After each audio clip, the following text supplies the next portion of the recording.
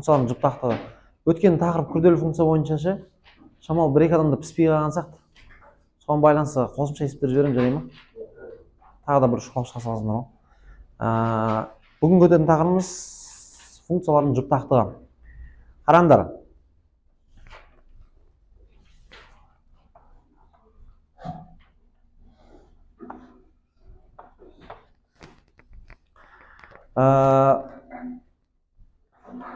Бұған дейін функциялардың жұптақтығы деген әңгімені кім қай жерде естіген?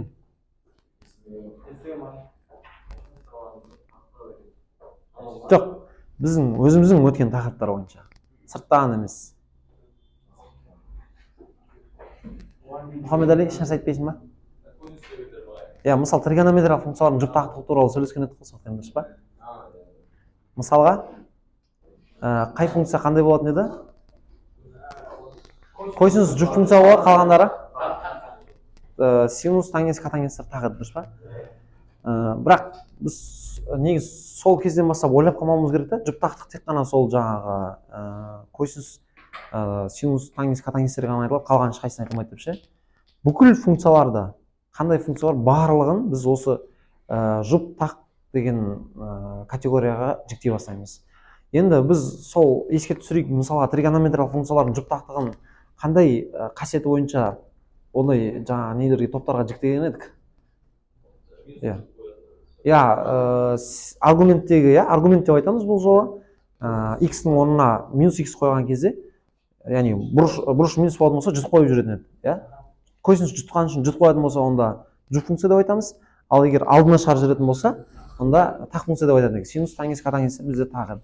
Енді дәл сол әңгіме, дәл сол логика басқа функцияларға да қолданылады. Егер сізде берілген y тең f от x функциясы берілген кезде, сіз x-тердің орнына минус x-терді қойып шыққан кезде, олардың барлығы тып-типыл болып, бірде-біреу қалмай барлығы жұтылып кетсе, как будто сол функцияның бастапқы қалпына қайтатын болса, яғни минус x-тердің орнына қойылған минус x-тердің бәрінің минустары жұтылып кететін болса, онда ондай функцияларды жұп функция деп айтамыз. Түсіндіңдер ғой, жұп функция ол жұт функция, яғни жұтпайды ол минустан маны. Түсіндіре алдым ба ойымды? Енді демек бұл бізде бұндай жағдайда біз бұны жұп функция деп айтады екенбіз. Яғни x-тердің орнына қойылған минус x-терді қойып шығып, тексерген кезде минустердің бәрі жұтылып кететін болса, ол жұп функция болады екен. Енді x-тердің орнына минус x қойған кезде минусты алдына шығарып жіберетін болса, яғни x-тердің орнына минус x-тер қойылған кезде минустерді алдына шығарып жіберетін болса, жұтылмайды, бірақ алдына шығарылады. Толықтай функцияны алдына шығарылатын болса, біз ондай функцияны тақ функция деп айтады екенбіз. Тақ функция деп айтамыз. Енді үшінші бір түрі бар. Егер x-тердің орнына минус x-тер қойып шыққан кезде, не жұтып та қоймайды, не алдына да шығарып жібермейді толықтай, то есть жартылай жұтып, жартылай алдына шығару деген сияқты нәрселер болса, былайша айтқанда не рибой, не мясо болатын болса, не ар емес, не бер емес жағдай болатын болса, біз ол басқа бір jx деген функция айналып кететін болса, онда біз ондай функцияларды жтф деп айтамыз. Жтф деген сөз жалпы түрдегі функциялар. Жалпы түрдегі функция. Немесе басқаша айтсақ, жұпта емес, тақта емес деп айтуға болады. Немесе жұпта емес, тақта емес функциялар.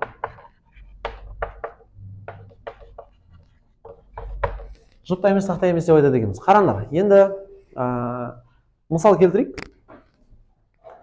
Мәселен, y тең x-ның 4 дәрежесі қосылған x квадрат қосу 7. Мына функция бізде жұп функция деп аталады. Өйткені қара. Қазір мен минус x-терді қойып көрейін. X тұрған жердің бәріне минус x-тер қойып көремін, қара.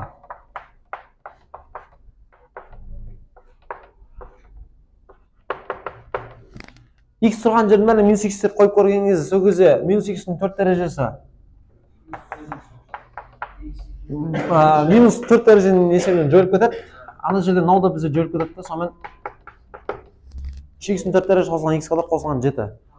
Яғни қайтадан не істеді? 100% өзінің бастапқы қалпына келе алды. 100%. 100% ешқандай өзгеріссіз өзінің бастапқы қалпына келді. Сондықтан Біз бұндай функцияны не деп айтады екенбіз? Жұп функция деп айтады екенбіз. Көрдіңіз ме жұп функцияның мысалы қалай болу керек? Енді былай алайық. Мысалға 5x куб қосылған x деп тұрса, мысалға 5x куб қосылған x деп тұрса, онда қазір мен осы жерде минус x қойып көрем. Сонда мынау минус x куб, ол минус 5-тің алдына қарай шар жүреді. Минус x болады да, қара, бұрын қалпына қайтпады, бірақ енді біз жақшаның алдына минус шығарып көрейік. Яғни y минус шығарып жүретін болсам 5x куб қосылған x. Жақшаның алдына минус шығарып жүргенін көрдіңдер ма? Сонда тура бұрынғы қалпы, бірақ алдында минусы бар болған кезде. Сондықтан бұл тақ функция болады. Түсіндіре алдым ба енді? Енді бірақ мынаның қасына қазір бір сан жазылып кететін болса, мысалға да y тең 5x куб қосылған x қосу 4 деген сияқты да, или азайту 4 деген сияқты тұрып қалса, онда уже бұл қазір жалпы түрдегі функция болып кетеді мынау. Ол қалай сонда? Мысалы, қара, 5 минус x-тің кубы қосылған, минус x қойып алып, минус 4. Енді ашайық. Минус 5x куб, минус x, минус 4. Енді бұрын қалпына қайтпаған көріп тұрсын. Енді бұрын қалпына қайтпаған жағдайда біз жақшаның алдына минус шығарып көреміз. Жақшаның алдына минус шығарып көрейік енді. 5x куб қосылған x қосу 4 болып қалды. Қара, жақшаның ішіндегісі де бұрын қалпына 100% қайтамай қалды. Өйткені мына жақта минус 4, мына жақта плюс 4 болып тұр да. Сондықтан ол то есть не жұпта емес тақта емес болып қалды, сондықтан не ар емес, не бер емес, жұпта қаласың. Түсіндіре алдым ба енді? Немесе JTF-ке тағы да мысал келтіруге болады. Яғни x-ның 4 дәрежесі азайтылған x деген сияқты да. Сонда қазір минус x қойып көретін болсақ, минус x-ның 4 дәрежесі минус x. Так, x-ның 4 дәрежесі плюс x болады да. Біріншіден өзінің қалпына 100% қайтпады. Минусты шығарып көрсем де болады. Минусты жақшаның сыртына шығарып жүретін болсам, минус x-ның 4 дәрежесі минус x қалады жақшаның ішінде. Сол кезде де ол бұрын қалпына жақшаның ішіндегі бұрын қалпына қайтамады. Сондықтан бұл JTF болады. Жақшаның алдына минус шығару деген нәрсені түсінетін шығармыз, ішіндегі таңбалармен қарама-қарсыға өзгертіп барып шығарасың да. Ары қарай. Енді мынандай мәселелер бар. Осылай тексереді екенбіз, бірақ жол бар екен ғой демек. Түсіндіңіздер ме? Алгебралық мағынада бірақ жол бар. X-тердің бәрін минус x-пен алмастырып шығасың да, и ашып көресің, сол кезде шығама шықпай ма деген мәселеге қарайсың. Түсіндіре алдым ғой енді. Енді мынандай қағидалар бар, қараңыз. Егер біз жұп функцияны қоссақ, онда жұп функция шығады деген нәрсе бар. Азайтсақ та солай не болады. Сосын тақ пен тақ функцияны екеуін қосып азайтсам, ол да тақ функция болады. Ал егер біреу тақ, біреу жұп болса, азайтып қоссам, бірінші жұп тұрса да, кейін тақ тұрса да айырмашылық жоқ, онда бізде JTF болып кетеді ол. Түсіндіре алған шығар мойын, жалпы түрдегі функция болып кетеді. Көбейту мәселесінде, егер мен жұп функцияны көбейтсем, ол жұп функция болады. Тақ функциямен тақ функцияны көбейтсем, ол да жұп функция болады. Ал егер біреу тақ, біреу жұп болатын болса, онда бұл не болып кетеді екен? Тақ функция болып кетеді екен. И одан... Ау? Иә. Бөлуге де тура көбейтудің әңгімесі жүреді. Яғни, жұп функциямен жұп функцияны бөлетін болсаң, ол жұп функция болады. Тақ пен тақты бөлетін болсаң, жұпқа айналады. Біреу тақ, асты жұп, или үсті жұп, асты тақ болатын болса, ол таққа айналып кетеді. Енді мәселе, бұл қағидаларды қалай есте сақтауға болады. Мысалға, жұппен жұпты болсам, жұп болады, тақпен тақты болсам, немесе азайтсам, тақ болады. Ал біреу тақ, біреу жұп болса, JTF-ке айналып кетеді. Қазір мен бұған мысалдар келтірем. Нақты мысалдар келтірем. Ал көбейту мәселесінде жұппен жұпты көбейтсем, жұп болады, тақпен тақты көбейтсем, жұп болады деген, былай ойласай, мынау біреу 2 мен 4 қоссам 6 болады, ол жұпқа айналады деген сияқты. Бірақ 1 мен 3 қоссаң 4 болып, ол не болып кетеді деген сияқты, дәрежелері қосылады деген сияқтыға қарайық та. Мәселен, мынандайға келтірейік. Қара, егер мен жекелей алсам да, синус x деген функция, бұл менде қандай функция ол? Бұл тақ функция, иә, білеміз, өйткені сен мынаны қазір бүйтіп x-ның орнына минус x қоятын болсаң, ол минусты алдан есеп жібереді, шығарып жібереді да, сонымен бұл тура өзі, бірақ с минусын болғандықтан бұл тақ функция болады. Енді, яғни жеке алған кезде мынаның тақ функция екенін түсініп тұрсыз, дұрыс па? Ал енді тангенс x та жекелей алған кезде ол тақ бола ма? Енді мынау әңгіме қайдан шыққан көрейік. Таққа тақты көшіріп жұп болатын рас па? Мысалы, сізге бір функция берілсін да, y тең синус x көбейтілген тангенс x деп берілсін. Осындай функция беріледі да, ортасында көбейтіп тұр. И сөйтсе сізден сұрайды, мына функцияны жұп тақтыққа тексеріңіз. Яғни бұл жұп функция ма, или тақ функция ма, немесе жтф па деген сияқты. Мынаның жауабы қалай болады сонымен? Жұп болады. Енді қызық, иә, странно. Жеке-жеке алған кезде мынау тақ, мынау көбейткен кезде жұп болып кетті. Ол қалай? Енді мен дәлелдейін, алдыңғы алгебралық жолмен дәлелдейін. Қараңыз. Сіз тұрасыз да, минустармен алмастырып шығыңыз, иә, мынаны минус x-мен алмастырыңыз. Тангенс минус x-мен алмастырыңыз. Сонда екеуі де минустар алдына шығарып жібереді да, екеуі көбейткен кезде минус пен минус плюскен алады да. Сонымен синус x-ның өзі и тангенс x-ның өзі бола салады. Сонда как будто бізде не бола салды? Өзінің бастапқы қалуына 100% қайтқаны үшін бұл жұп функция болып кетті да. Или ол бөлу версиясында тұру мүмкін, мысалы, y тең синус x бөлінген тангенс x деген сияқты. Түсіндіре алдым ба, түсіндіре алмадым ба? Бәрібір сонда да мынау бізде қандай функция болады екен? Жұп функция болады екен. Болады, түсінікті болады ма? Сен көбінесе бүйтіп қарамай тек құлақпен не ала бересің ғой деймін, что-то аз қарап жатсың ғой. Естісең болды ма негізі? Түсіне ала бересің ба? Так, сұрақ ешкімде жоқ па? Енді жігіттер кітаптардың арасын қарайық. Кітаптың арасында бір өз сол жасырын тығылып тұратын шамалы күрделілеу есептер болады ғой өзі. Сондарын қарайық.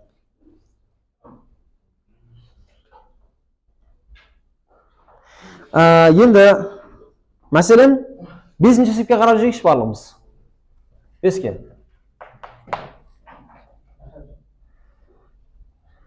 5-ің берілгенде былай айтқан. Анықталу облысында жұп функцияны анықтаңыз дейді. Яғни жауаптардың арасынан жұп функцияны тап деп тұр.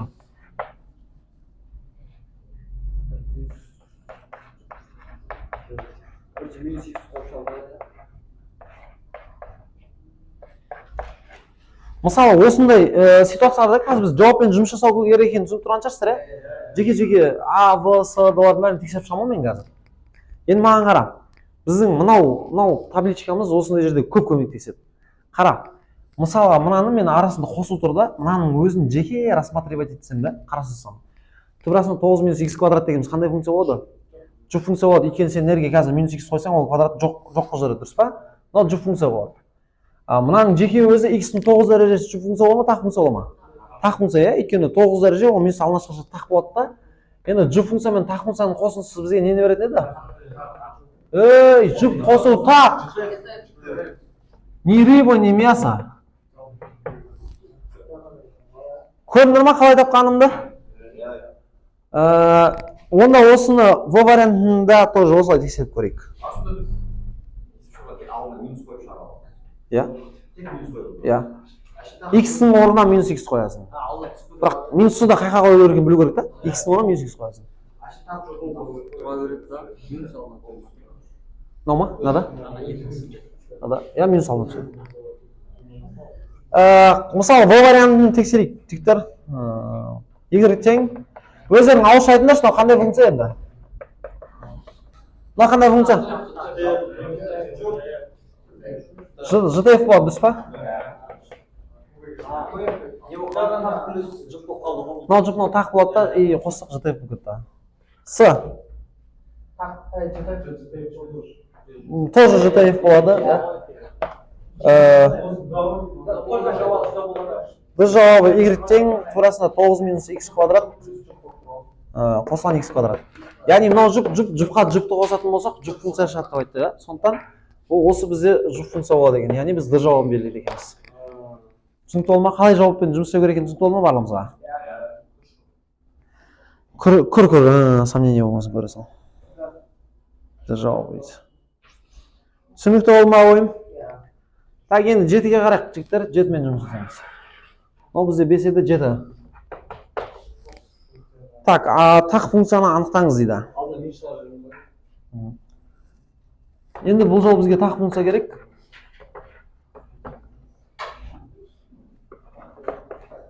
Аны тексеріп қараңдар. X минус 3-тің сыртынан квадраты минус X қосылған 3-тің сыртынан квадраты.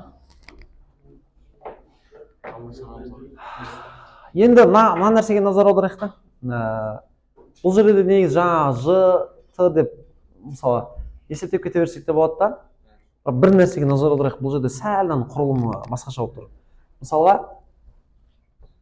былай көрейік. Минус X қойып тексеріп алатын деген мағына былай мындай жаза берейікші. То есть X норма мен минус X қоямын. Азайтылған 3 сыртынан квадраты азайту. Минус X қоямын. Сыртынан квадраты. Енді осыны біз дәреженің қасиетін қолданып шамалы ары қарап қашандап жіберуіміз керек болып тұр да. Мысалға X-тердің орнына минус X қойғанын көрдіңдер ғой, Енді мынаның екеуінің де алдына минус тұрса, оны жақшан алына шығарған кезде за счет квадратта ол жойылып кетеді да. X плюс 3-тің сыртынан квадраты болады. Как будто бұл екеуінде минус жойылып кетті да, X плюс 3-тің квадраты болады. Түсінесіздер ме оны не болып жатқанын? Мынаның екеуінен минус сыртқа шығарып жатамын, ол квадраттың есебінен жоқ болып кетеді да, сонда іште X қосылған 3 қала салады. Ары қарай азайтылған мына екеуінен мынадан минус сыртқа шығарып жатқан кезде мынау X болады, мынау минус 3 болады да. Сол нені квадрат жұтып қояды ол минусты да. Түсіндіре алдым ба, түсіндіре алмадым ба? Минус X минус таңман сыртқа шығарып жатқан кезде квадрат жұтып қойып жатыр. Ержан түсініп отырсың ба өзі? Минус сыртқа шығару. Жоқ, мен ше, міне мынау, неге мынау? Мынандай болды, короче, қарасай. Мысалға, минусты сыртқа шығарып жүрсем, бізде X қосылған 3 қала ма іште? То есть, мынау минус квадрат есебін жойылып кетеді, сонда бұл как будто X плюс 3 сыртынан квадрат сияқты болып қалады деп жатыр. Анағанда тура сондай әңгіме тесіліп болады. Түсіндіре алып жатырмын ба ойымды?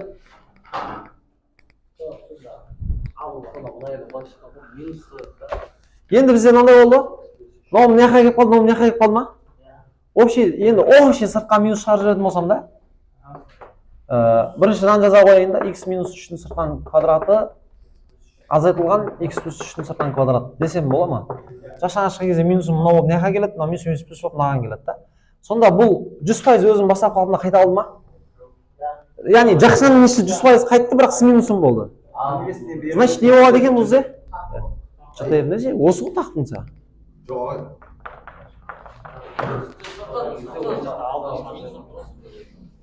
Мынау 100% өзі бастапқы қалпына қайтты да, жақшаның алдына минус шықты. Өзінің бастапқы қалпына қайтып келді, бірақ с минусым келді да алдына. Сондықтан бұл бізде қандай функция болды? Тақ функция болды. Так, жақсылап қараймыз мынаған. Кім қорытпай қалды, кім қай жерінде не толып жатыр, сұрақтарың болатын болса қойыңдар. Ешқандай нәрсе фокус жасаған жоқпын, көрдіңдер ғой. X-тердің орнына тупо минус X-тер қойып шықтым. Ары қарап уже дәреженің қасиетімен ықшамдадым да, сонда мына екеуі орналасқан көрдім да, целиком онда көрейінші, минус алдына шығарып дедім. Минус алдына шығарған кезде жақшаның ішіндегісі бұрынғы қалпына келді 100%. Қайсы 3 минус X? Мынау ма? Мынау ма? Мынаның алды минус оңай ма деп жатсың ба? Мынау? Мынау ма? Мынау? Ей, біз жақшаларды вообще тиіскен жоқпыз ғой, жақшалардың ішіне тиісіп жатқан жоқпыз ғой, қарсай. Просто анан ысқандап жүріп да. Анан астан ала шапқан. Так, түсінікті болма ойым? Куб тұратын болса, кубпен қарастырып көру керек қой. Куб болатын болса, минусты сыртқа шығарған кезде, кубтың жағдайымен бір көре салайықшы мақалда. Егер куб болатын болса, қалай болуы мүмкін? Кубпен көре салайық. Бұдырық егер мына функция бізде y тең берілгені x минус 3-тің сыртынан кубы азайтылған x плюс 3-тің сыртынан кубы деп берілсе, бұл қалай болар еді? X-тен оны минус x қойып көре салайық. Минус x минус 3-тің сыртынан кубы азайтылған минус x плюс 3-тің сыртынан кубы. Енді тыңда. Мына екеуінен минус сыртқа шығады да, бірақ ол куб оны жоя алмайды, оны шығарады, как есі шығарады оны, бірақ іште x қосылған 3-тің сыртынан кубы болады. Түсіндіңіздер ма? Мына екеуінен минус шығады, оны да жоя алмайды да, сол кезде мынау плюске айналып кетеді, и мынау бізде x минус 3 болады сыртынан кубы. Так, енді x минус 3 қайтадан бірінші қоямын. Мынаны плюс бірінші қоямын, кейін минуссыз қасына жылы жазылайын. Так, 100% қайтадан қалпына келді ма? Қалай келмеді? 100% бастап қалпына қайтты емес па? Сондықтан бұл жүк функция болады. Түсіндіре алдым ба ойымды? Жоқ бұл жерде бірақ бір дәрежесі болады. Қара, осы тақырыпта өте актуальный болып кеткен нәрсе жақшаның алдынан минус шығару деген тема, короче. Жақшаның алдынан мен минус шығарған кезде ішіндегілер қарама-қарсы өзгеріп кетеді. Мынаның алдынан қазір мына жақшадан минусты шығарған кезде мынау минус x плюс x минус 3 плюс 3 болып кетті, көрдің ба? Мына екеуін шығарған кезде минус x плюс x болды, плюс 3 минус 3 болып кетті. Ол минусына мыналар жоя алмады, тақ дәреже жоя алмайды, жұп дәреже жойып жібереді. Түсіндіре алдым ғой енді? Ары қарап уже кете береді екен, значит. 4 дәреже болса қайтадан тақ болады, нәрде 4 дәреже болса. 5 дәреже болса қайтадан жұп болып қалады, короче. Түсіндіре алдым ғой енді? Бірақ ол мысалға бізде 5 дәреже тұрса негізі x-ің өзінде 5 дәреже тұрса біз тақ болады ғой ол негізінде. Бірақ ол постоянно бола бермейді екен да, мысалы x-ің 3 дәрежесі тұрса тақ болады, но мына ситуацияда ол уже жақшамен келген кезде ол уже жұпқа айналып кетті. Сондықтан ситуацияға қарау керек бұл жерде. Жақсылап x-тер минус x-тер орнына минус x қойып тексеріп көріп алып шығарамыз да былайша айтқанда. Ойым түсінікті болды ма? Пауза. Мынаны бір жазып алыңдар да, енді менде тағы бір айтылатын әңгіме қалды, соны түсіндірсем болды.